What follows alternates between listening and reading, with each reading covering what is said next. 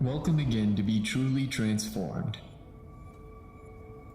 Help does not come your way if you have not lifted your hands for help. What have you been praying for? What are your needs and your burning desires? Where in your life do you think you need the help of God? Have you been praying for the favor of the Lord? Have you been praying for that job? Have you been praying that God heals you of the disease? Is your business about to fold? Your marriage facing a difficult time and you have been praying that God helps save you in the messy situation? You just have to look up to the Lord where your ultimate help will come from. God has promised to grant you all your heart desires. Your joy is about to be full because God will give you all you have been asking and praying for. When God makes any promise to you, He will fulfill them. He will bring them to pass. Your life, your happiness, your joy are all His responsibility. He will give you all that you have been praying for. When He says He is going to bless you, then He will surely bless you. Don't be troubled if those blessings are not coming so fast. The delays are meant for good. They are for the fulfillment of the divine purpose of the Lord. You have to see God bringing in His will and purpose to pass in your life. You are created for a purpose. Your life is a message for the world. The promises may not be coming as you have been expecting them. The times may have been fast spent on the wait. You may have been exhausting your strength waiting for the things God has promised you. The wave of the situation may have been striking your faith with lots of pressures to move you from the place of belief. You are about to quit waiting on the Lord to seek help somewhere else. Take a deep breath, look around you, and take a thought backward and see how the Lord has been good to you in the past years. You have received other blessings in the past years. You have to trust God on this one, that He is going to give you all that you have been praying and asking for. The time is not late to receive. Your timing may not be God's own time. He has a perfect time and a perfect plan for your life to give you a perfect and beautiful life. You don't have to go before your time. God has a purpose for you. There is a future He is preparing for you. There are lots of perfect blessings He is preparing for you. Will you rather be in haste and miss the perfect will and plans of God for you, or are you going to wait for the Lord to do it for you? No other person can do these things for you. You have to trust God for Him to do it for you. Listen to this. God created you. If you would see what God has in mind to do for you, you will realize you cannot handle them until God decides to bring it to you. You will realize you need more time to grow, more time to develop yourself, and gain some good experience. You will see the reason the words of the Lord said, "Let patience have His perfect work." If He said He will bless you, then He will bless you. You have a purpose, an assignment awaiting you to accomplish. There is a calling on your life. You are not just living. There is a reason you are living. There is a destiny for you. Instead of depending on people for help, why not just go to God and get your help from Him? Instead of relying on others to encourage you, why would you not just start encouraging yourself? You encourage yourself with the words and the promises of the Lord upon your life, your business, your marriage, your career, and your dreams. This is a very important thing to do. You are the best to encourage yourself through the time of wait and expectation. Be grateful for the things you are going to receive even before it comes to you. You are going to prepare your mind for that to come. God already has a solution for it. God has already made the way for you. He is responsible for your life. He will do it for you, and you will be joyful. You don't have to let anybody talk you out of your courage and confidence in God. You have to keep believing even when there is nothing to believe. For when there is no evidence of anything coming, when there is no improvement on the health cases, when the whole situations are getting worse, you have to believe God is working out something great for you. He cannot bless you less. He cannot perform lesser than you have asked for. You have to induce Him with your faith. You have to work yourself into the blessing. He will do it, but you have your part of the work to do. Be steadfast in God and know that He will do it for you. He is going to break the hindrances and open the doors for you.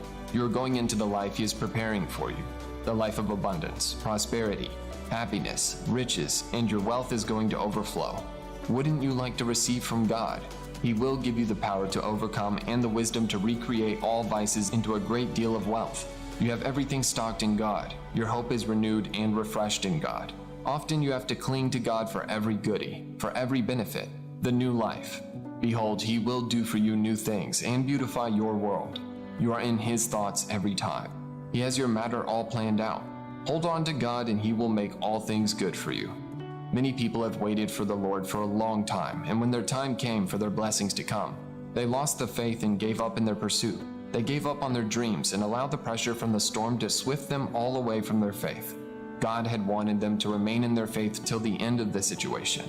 It took a long time, but Abraham and Sarah waited to receive the blessings that God had promised them.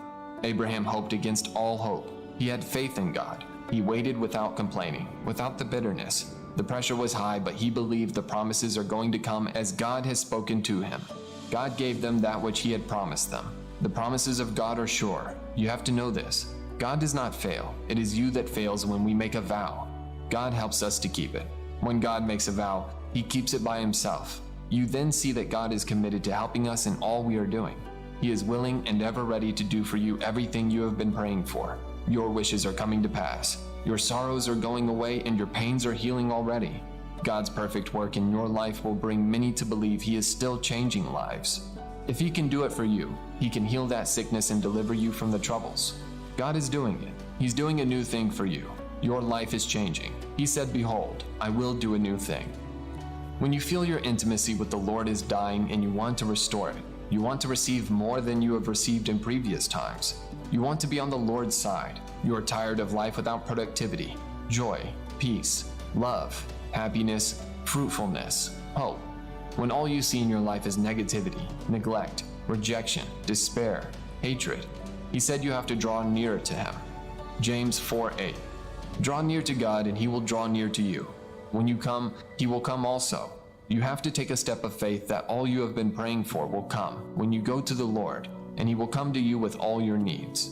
Psalms 37:4. Delight yourself also in the Lord, and he shall give you the desires of your heart. When God's promises are fulfilled in your life, it gives him glory. Why are you not receiving the promises of God in your life? What is the hindrance? You cannot be confused because he does not fail, but we do. When God promises you anything, you must be soft-hearted to accept it. Follow the promises and obey the instructions on it. You cannot understand the way of the Lord when you harden your heart from believing the promises. You cannot harden your heart towards his promises. Hardening your heart is unbelief. Hardening your heart is saying no to the promise he has made to you. Hardening your heart is saying those promises are not real. It is saying he cannot. The best way to receive all you have been praying from God is to develop the attitude of hearing and listening to God's voice when he is speaking. Be still and know that I am with you. Psalms 46:10. Keep believing and staying faithfully that God is with you in every situation. Trust in God with all your heart and lean not on your understanding. In all your ways submit yourself to him, and he will make your paths straight. In the promises of God you discover your purpose because he will direct all his promise towards your purpose and destiny. All you have to do while staying on the promises of the Lord is to pray back his words of promises to him. All that you have been asking for is all that he has promised to give you. You always remind him of all he has spoken to you in his word. The sun shall not smite you in the day nor the night. He is your shepherd. Every ground you step on you shall possess. You speak them. With long life shall he satisfy you. He will bless and keep you. The hand of the Lord shall be upon you. This and lots more are the blessings in your heritage in Christ. Faithful is he who calls you, and he shall make it to come to pass. God who promised is faithful to fulfill it. His promises are authentic and are sure. You don't have to fail in your faith so that your blessing and the promises of the Lord for your life will come to reality. God's blessings for you are the reality of your life. Never stop believing in God. He will give you all you have been praying for. There is a sense in which you and I need to cultivate a healthy fear of God. You say, what does it mean to fear God? It means awesome dread. But there's another way that we fear God, and this is the way we are more comfortable with. This is what we might call astonished devotion. The Bible tells us that, as Christians, this is to also be a part of our lives. In fact, Philippians says, "My beloved brethren, work out your salvation with fear and trembling." 1 Peter says, "Conduct yourselves throughout the time of your stay here in fear." For active followers of Jesus Christ, this concept is the most meaningful for everyday living. We fear God by honoring him, by reverencing him, by cherishing him. We fear him because of his greatness and his majesty, which reduce us to an overpowering sense that nothing we could ever confront in this world is like the God that we serve. When we truly worship God, we enter into the wonder of who he is. We hit the pinnacle of worship when we are brought into the presence of the God we serve and made to be aware of his majesty and his wonder. And we're caught up in it because for a moment or so, we're made aware that this God of the universe is the God that we know and the God that knows us. And I want to make this point that I am sure that what Adam felt at that moment was much more than awe and reverence for his God. He was stone cold afraid, exactly as he should have been. God had warned him that if he were to eat of the forbidden tree, he would die. He had done what he had been told not to do, and now God was looking for him. Now, the reason I bring this up is because there are many Christians today who seem to think that because of the Incarnation and the Lord Jesus Christ coming as the God-man, we have eliminated the need for any fear of God. Those who adopt this mindset as the whole truth often describe Jesus as a gentle, compassionate, and loving person, and he was and he is all of those things, but he is more.